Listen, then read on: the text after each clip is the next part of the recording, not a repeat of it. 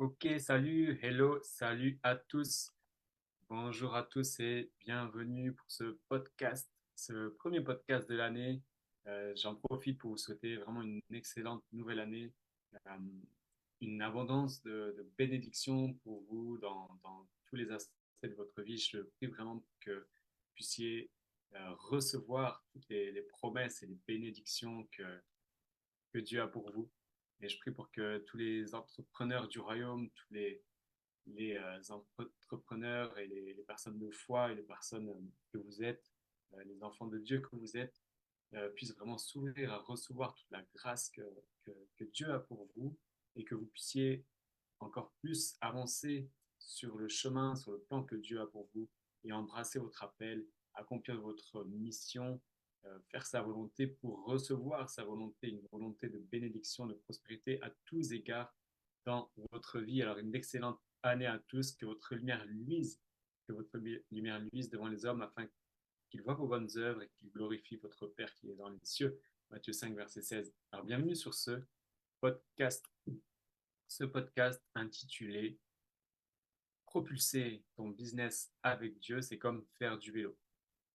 Alors je vais vous expliquer le pourquoi du comment de ce titre, mais avant, euh, est-ce que qui parmi vous parfois se sent fatigué, se sent épuisé, ou a l'impression de faire beaucoup d'efforts, beaucoup d'actions pour peu de résultats, ou pas beaucoup de résultats, ou parfois même aucun résultat, ou des résultats qui ne sont pas à la hauteur de l'investissement que vous donnez.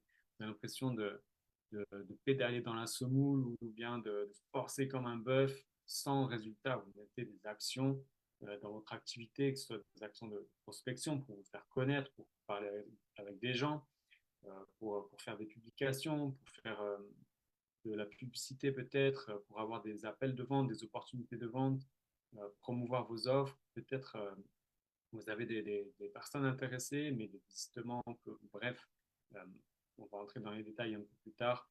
Mais voilà, vous mettez beaucoup d'actions, peu de résultats, et vous ne savez pas quoi faire, comment faire, qu'est-ce qui se passe, le pourquoi du comment. Euh, Jésus a dit, venez à moi, vous qui êtes fatigués et chargés, et je vous donnerai du repos. Matthieu 11, verset 28. Alors pourquoi est-ce que tant d'entrepreneurs, malgré leur foi, malgré leur volonté, leur engagement, n'arrivent pas à générer un revenu suffisant sans s'épuiser? C'est ce dont on va parler aujourd'hui. Pourquoi? Mais surtout comment? Comment propulser du coup son business sans s'épuiser, sans se fatiguer inutilement, sans mettre des actions sans résultat, euh, mais surtout du coup pour savoir comment s'appuyer sur des principes bibliques, marcher avec Dieu et euh, œuvrer, accomplir et recevoir et avoir des résultats. Je ne vais pas dire sans effort, parce que je ne sais pas qu'il n'y a pas d'effort, mais dans un repos.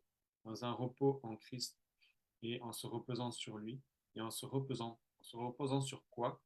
On va le voir. En se reposant, en tout cas, pas sur des efforts qui nous épuisent et qui ne donnent pas de résultats. Alors, juste un petit rappel du fonctionnement de ce podcast. Ce podcast est donné en live sur mon groupe Facebook. Donc, si tu m'écoutes, tu es peut-être déjà en live sur mon groupe Facebook ou bien tu m'écoutes en replay sur YouTube ou sur Spotify ou peut-être sur Facebook aussi.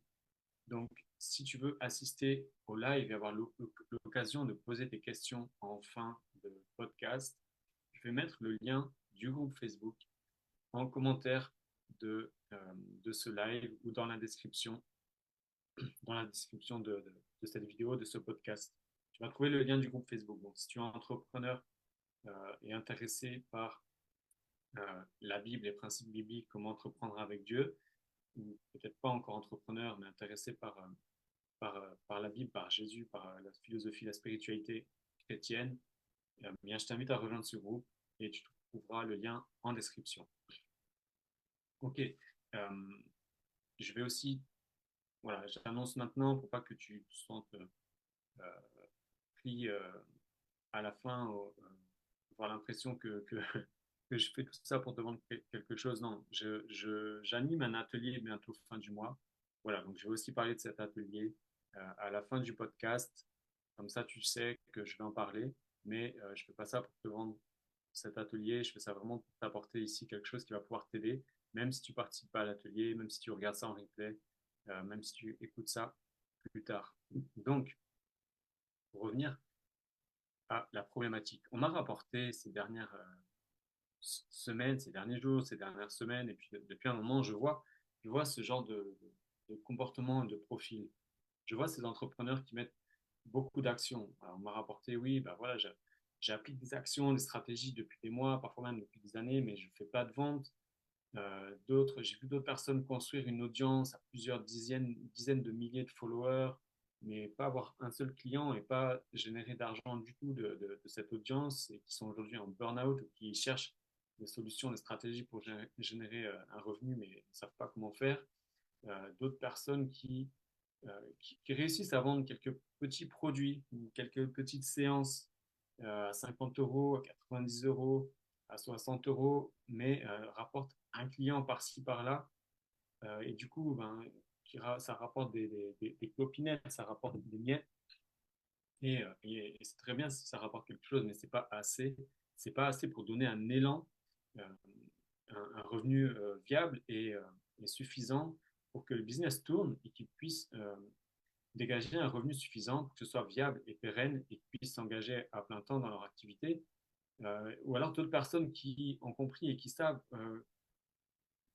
pro- euh, proposer une offre à plus haute valeur ajoutée qui pourrait leur rapporter plus et qui vont dire, ben voilà, un ou deux clients par mois leur suffirait pour avoir un revenu minimum viable et passer un cap, mais ils n'arrivent pas à vendre. Ils ont des personnes intéressées, des appels de vente et toujours la même situation. Les gens se désistent pour les rendez-vous, ou bien ils ont des objections, ils veulent réfléchir, et puis ensuite ils ne reviennent pas, ceci, cela, ou alors ils veulent en savoir plus avant d'acheter, ils n'ont pas confiance, et, euh, et du coup, il n'y a pas de vente. Et l'appel de vente ou la vente, c'est vraiment dur, c'est vraiment difficile, il y a une tension, il y a une pression.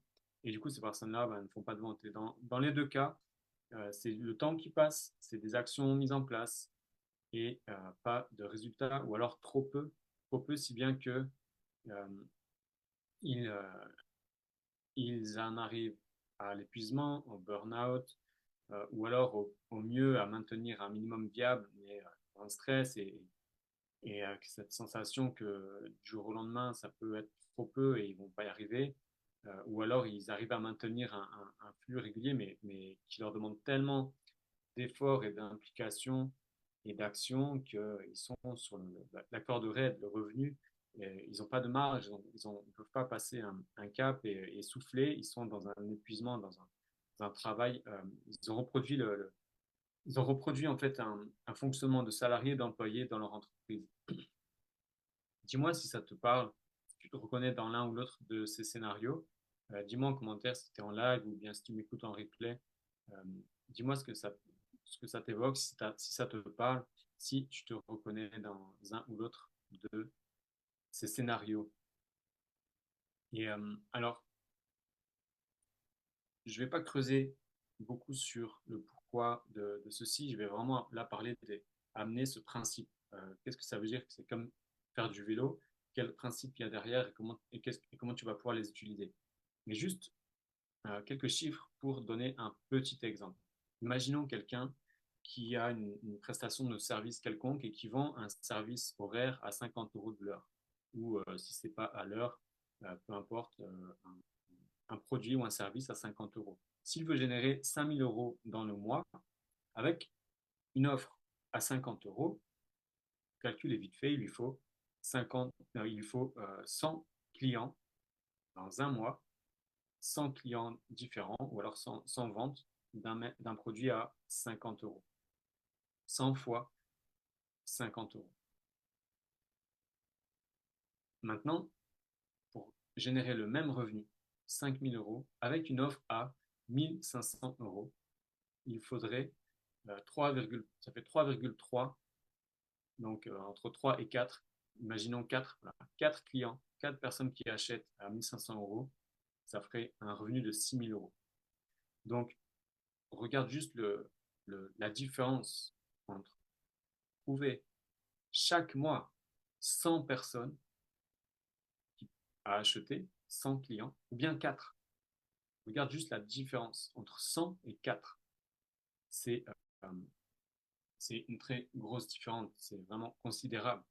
Et il faut savoir que les actions pour vendre à une personne, que ce soit à 100, à 50 euros ou à 1500 euros, les actions, c'est exactement les mêmes. Tu dois faire exactement les mêmes actions. Les actions, ça va être quoi? Ça veut dire des actions de communication, te faire connaître pour trouver quelqu'un intéressé et lui faire une offre et qu'il achète. C'est exactement les mêmes actions. Ce qui change, ce n'est pas la quantité d'actions pour réussir à faire une vente. Ça ne demande pas plus d'actions, plus d'efforts pour vendre plus cher. Ça demande de jouer sur d'autres leviers et ce n'est pas la même nature d'offre que tu apportes, c'est sûr, et c'est peut-être pas à la même personne. C'est peut-être pas à la même personne ou alors au même type de personne ou alors à la même stade de personne que tu vas pouvoir vendre à 50 euros ou à 1500 euros.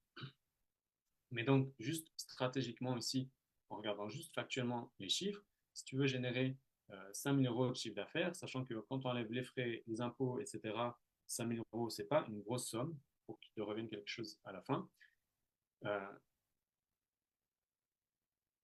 4 personnes, 4 clients par mois au lieu de 100 clients par mois.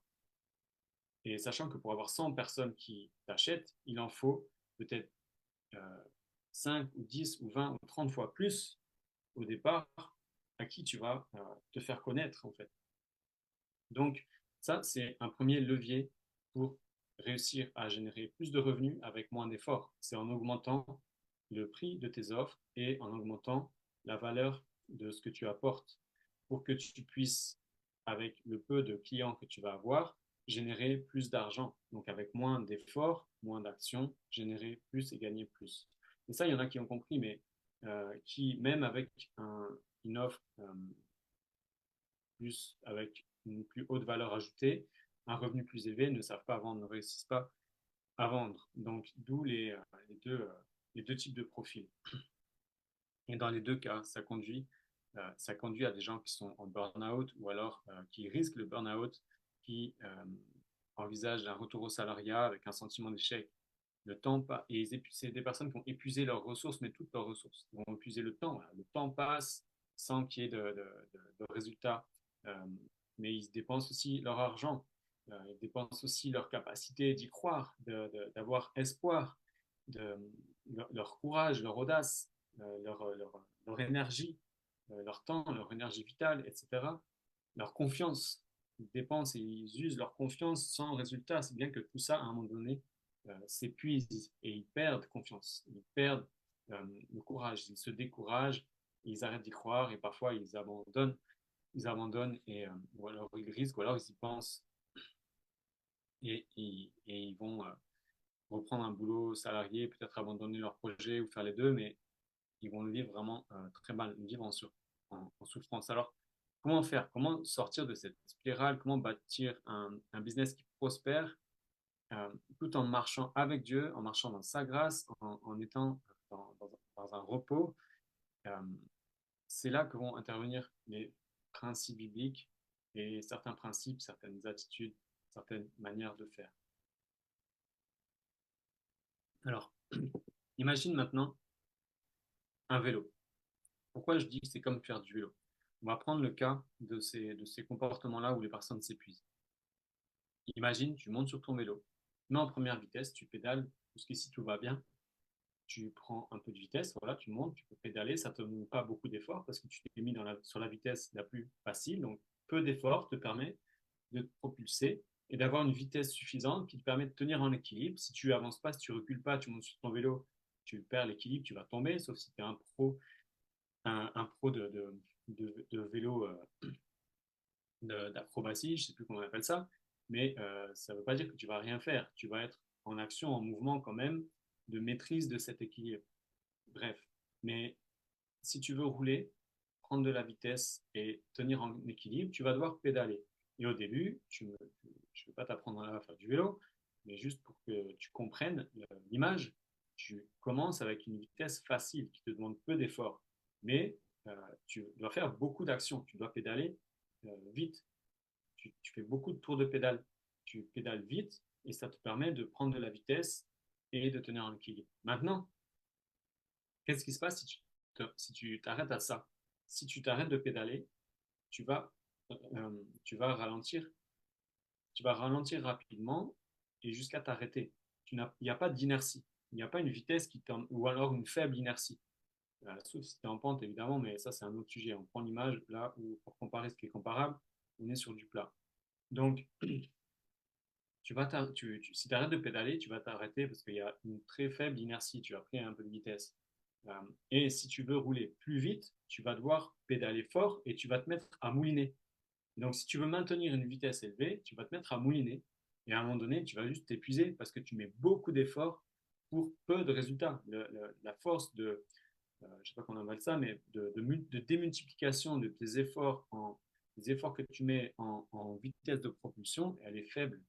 Euh, Et c'est ça qui te permet d'initier un élan au début, mais ce n'est pas ça qui va te permettre de gagner en vitesse et surtout de gagner en inertie afin que, avec peu d'efforts, tu puisses continuer de rouler vite. Donc, tu sais bien euh, comment ça marche. Tu dois passer des vitesses, tu dois monter les vitesses, mettre des vitesses plus difficiles qui vont te demander plus d'efforts, mais qui vont avoir une démultiplication de tes efforts plus grande.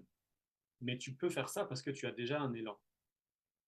Et c'est ça qui te permet, avec ensuite peu d'efforts, et en pédalant plus lentement, de faire tourner la roue plus vite pour te faire avancer plus vite.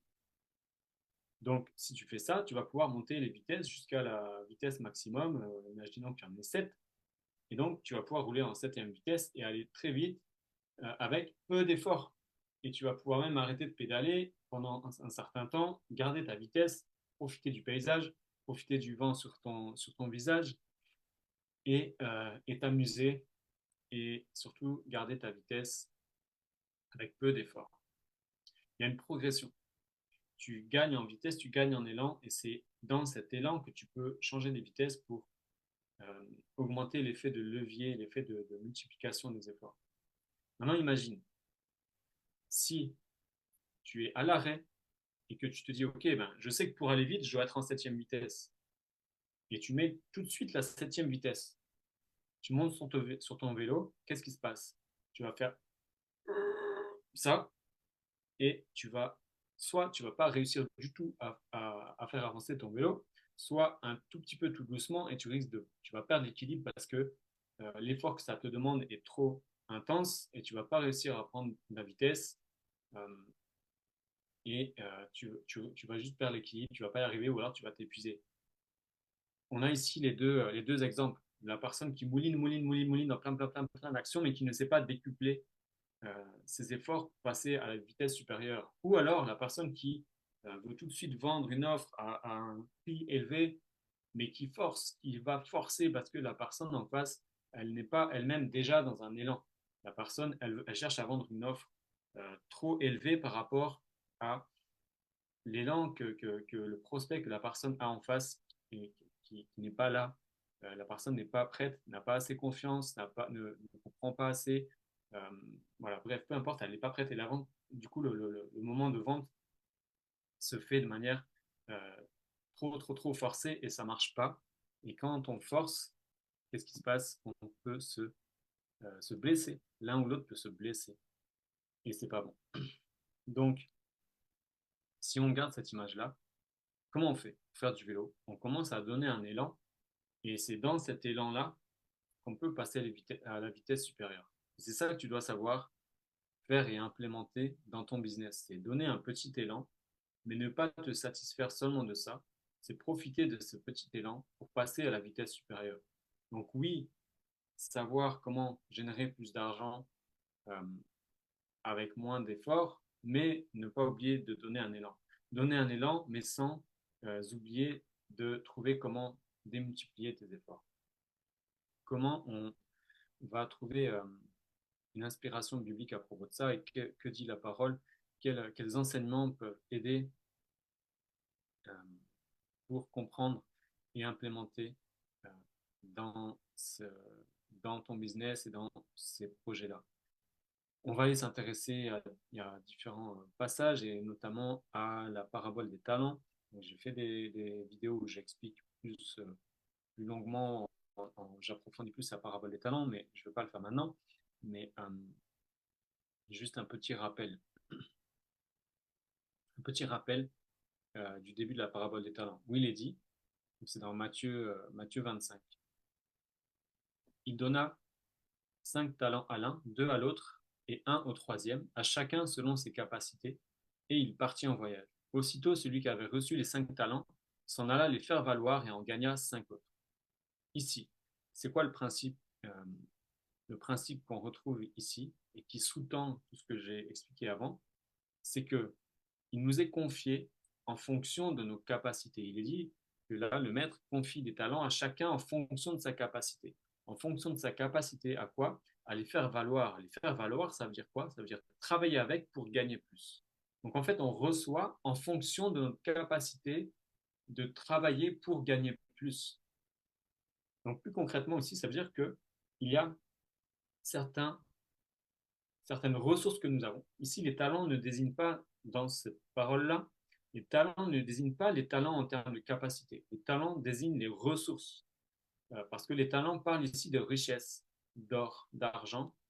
Donc ça parle des richesses, ça parle vraiment des ressources. Et ce qu'on appelle talent en termes de capacité, ici, c'est vraiment le mot capacité.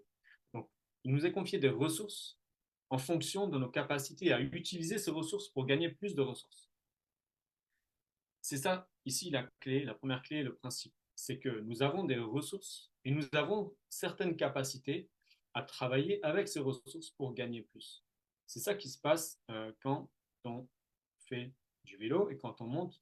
On a une capacité à utiliser les ressources, c'est-à-dire les outils, les effets de levier, l'outil que le vélo est pour nous faire gagner en vitesse. Si je n'utilise pas le vélo, je vais devoir courir. Bon, ben, si je cours, je vais pouvoir courir à une certaine vitesse pendant un certain temps. Mais si je monte sur un vélo, je vais pouvoir aller plus vite et pendant plus longtemps et plus facile parce que je ne m'appuie pas sur mes propres forces, je m'appuie sur des principes et sur des outils, sur des effets de levier.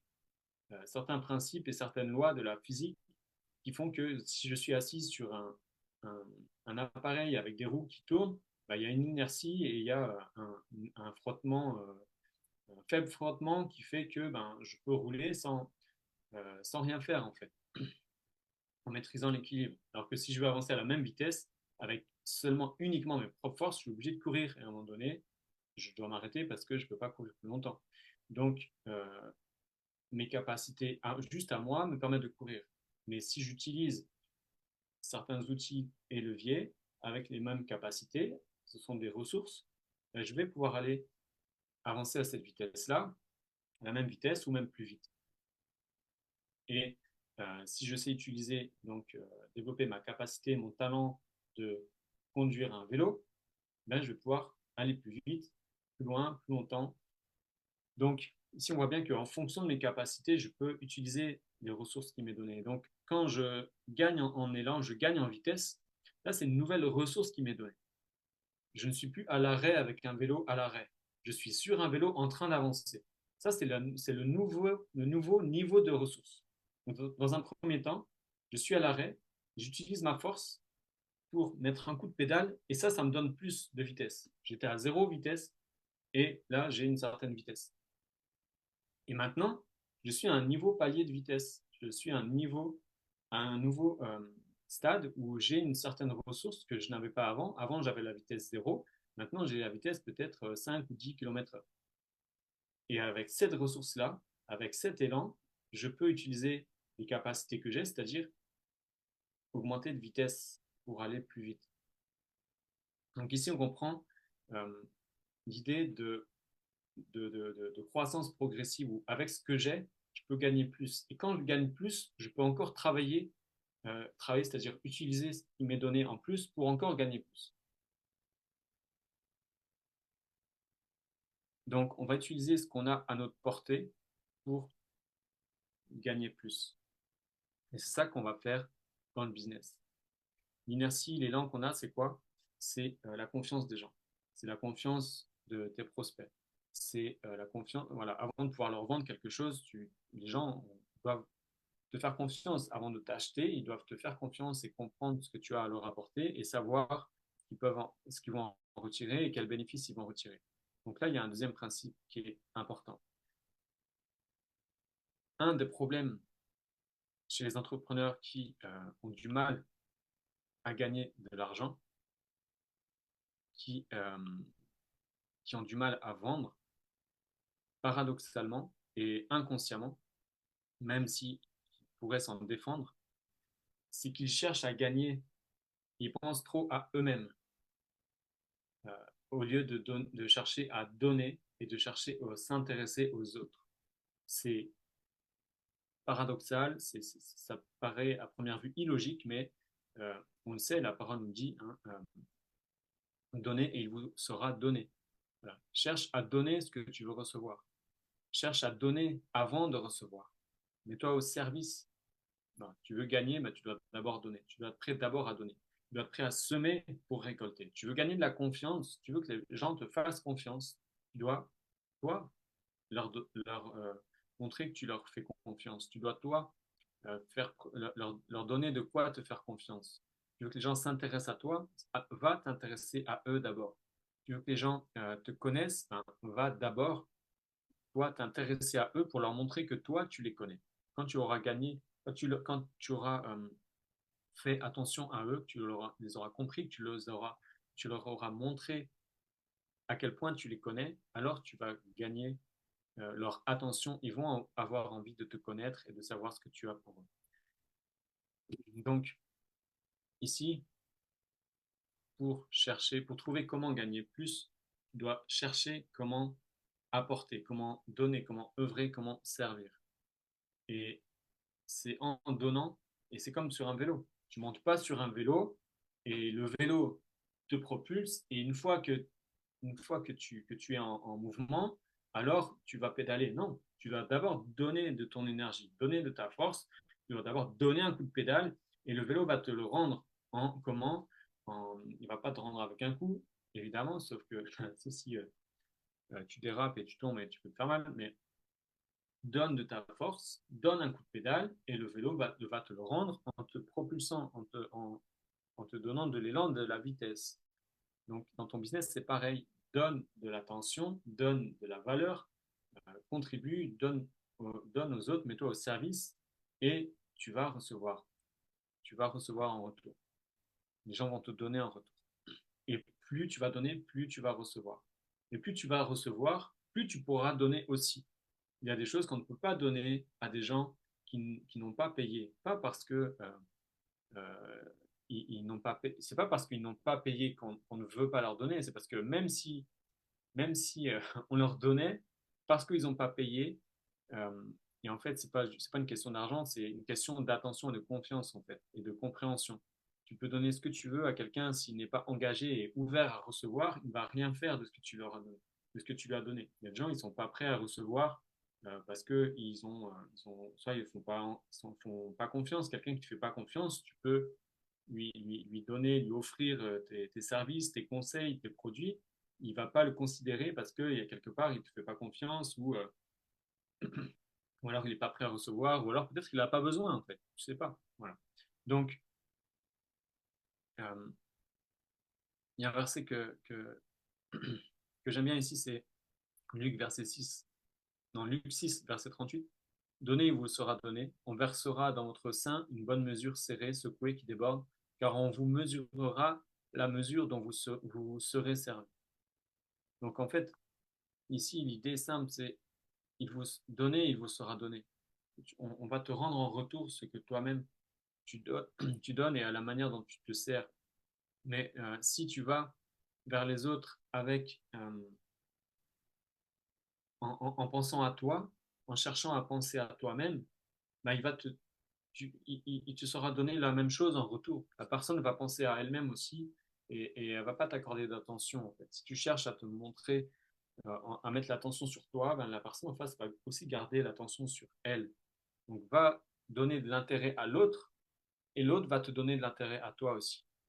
Il y a un autre verset que j'aime beaucoup et qui est vraiment, qui illustre vraiment ce besoin pour vendre et pour développer une activité, des produits et des services, c'est Philippiens 2, versets 3-4. Ne faites rien par esprit de parti ou par vaine gloire, mais que l'humilité vous fasse regarder les autres comme étant au-dessus de vous-même et que chacun de vous, au lieu de considérer ses propres intérêts, considère aussi celui des autres, ceux des autres.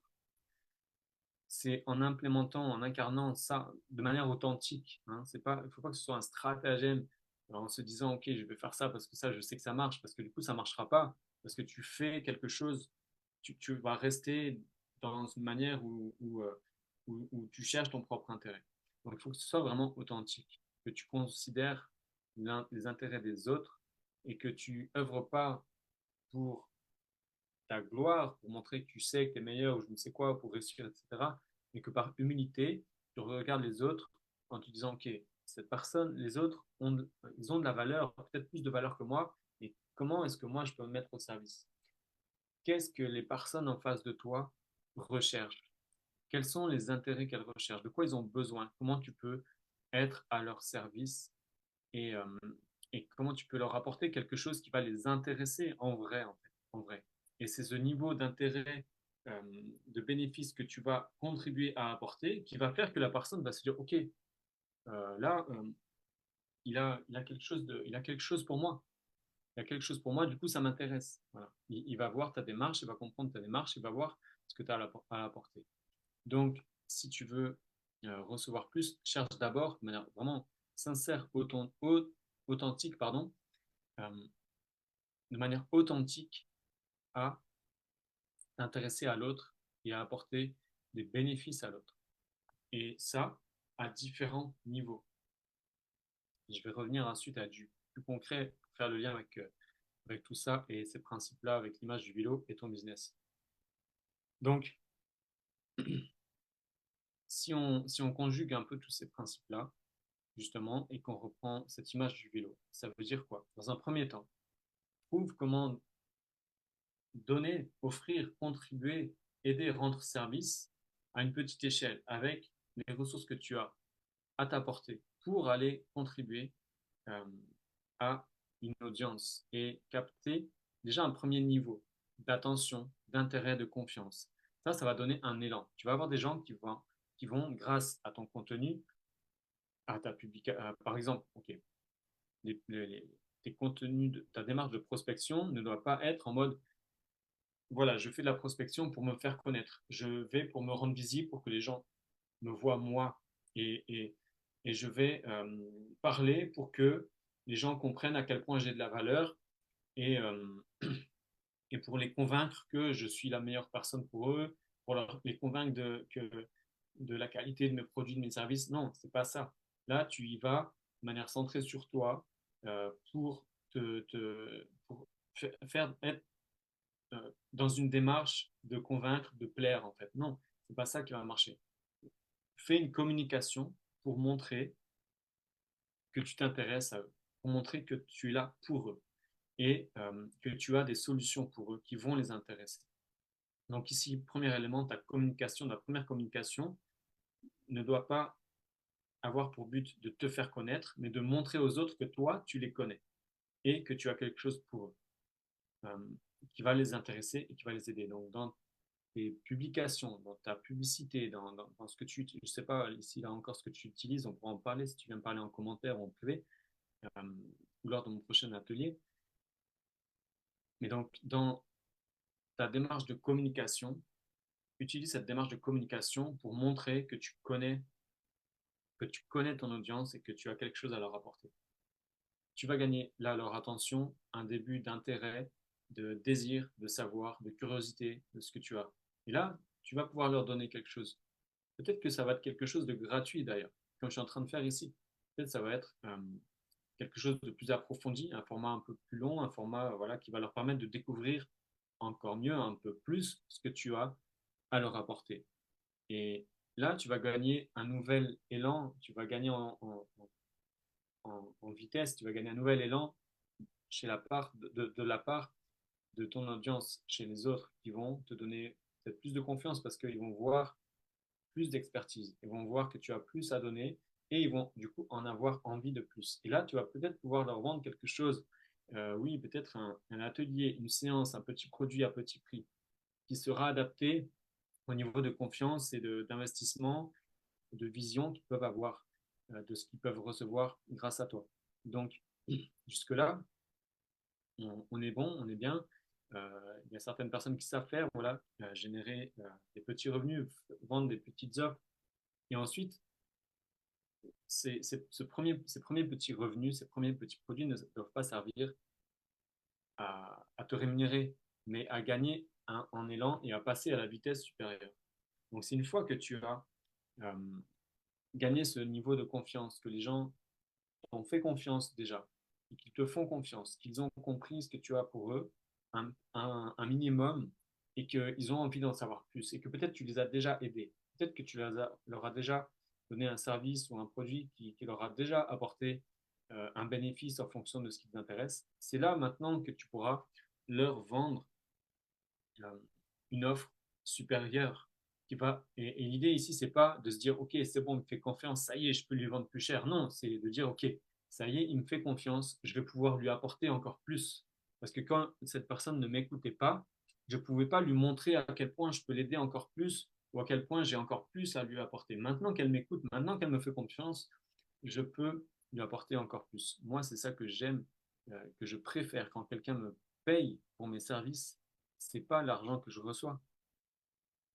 Ma plus grande satisfaction, c'est quand quelqu'un, c'est quand je vois que quelqu'un me fait finalement enfin confiance assez pour s'engager avec moi.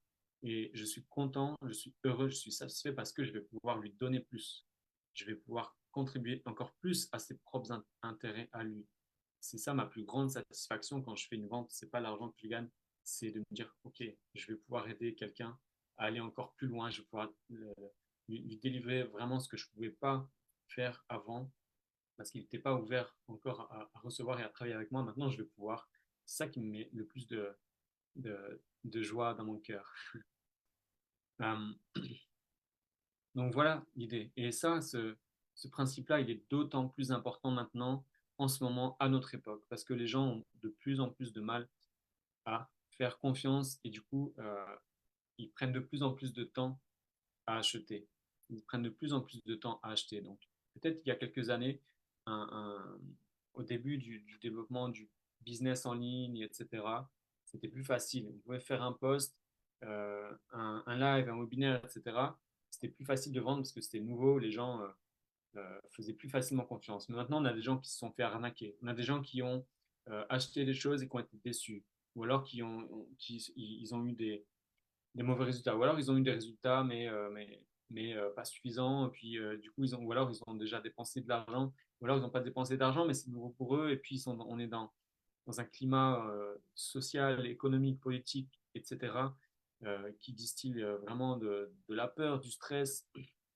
Les gens sont dans l'urgence, sont dans des difficultés, ils ont des problèmes et bref, tout un tas de choses qui font que ils ont du mal à faire confiance et à acheter, ils mettent plus de temps. Mais euh, c'est pas une fatalité, ça veut pas dire que c'est impossible, c'est pas et que c'est difficile. Ça veut juste dire que c'est pour moi, j'adore parce que ça veut dire que tous les stratagèmes du coup euh, de manipulation, etc. Bon, bah, il y en a qui utilisent toujours ça, mais je pense que c'est va être de plus en plus difficile parce que les gens sont de plus en plus éduqués, sont de plus en plus alertes et, euh, et de moins en moins dupes. Et du coup, ben, ça veut dire que c'est l'occasion, l'opportunité et une voie pour toutes les personnes qui ont envie de rester intègres et de faire les choses correctement. Mais il ne faut pas du coup s'empêcher d'utiliser les outils et les stratégies qui fonctionnent et qui existent. Ça veut juste dire qu'il faut le faire de la bonne manière, dans une bonne attitude. Et les gens recherchent ça. Ma dernière cliente m'a dit ça, m'a dit ton attitude m'inspire. Je te choisis toi, alors qu'il y a d'autres coachs, mais c'est toi que je choisis parce que euh, ce que tu fais correspond à mes valeurs. J'ai confiance et voilà, je te choisis toi. Voilà. C'est qui vous êtes qui va faire la différence aujourd'hui. Euh, et donc, pour revenir au sujet ici, euh, pour revenir au sujet ici,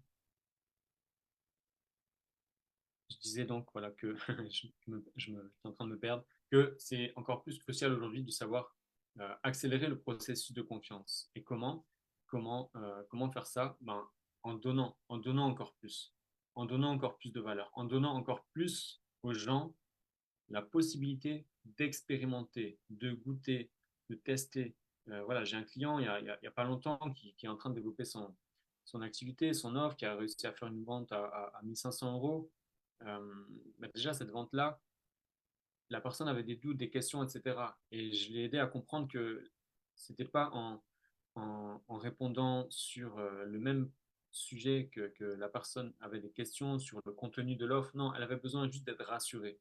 Donc, il a changé d'attitude et il est venu à son écoute de manière apaisante pour la rassurer. C'est ça qui fait qu'elle a acheté. Et puis, quelques temps après, il a eu une autre personne intéressée qui lui a dit oui, ben, ça a l'air très bien, mais c'est difficile pour moi d'acheter sans savoir ce qu'il y a à l'intérieur. La personne avait envie de savoir ce qu'il y a à l'intérieur. Je lui ai dit, mais c'est super, là. Le- la solution n'était pas de chercher à la convaincre euh, ou de lui montrer qu'elle avait des freins ou des excuses ou je ne sais pas quoi. Non, c'était juste une réalité. Les gens ont besoin de savoir, de découvrir, de voir ce qu'il y a à l'intérieur. Donc, autant leur donner, autant répondre aux besoins du marché. Le besoin du marché en ce moment, les gens ont besoin de voir, d'expérimenter. Donc, c'est ce que vous pouvez faire avec des petits produits, des petites offres.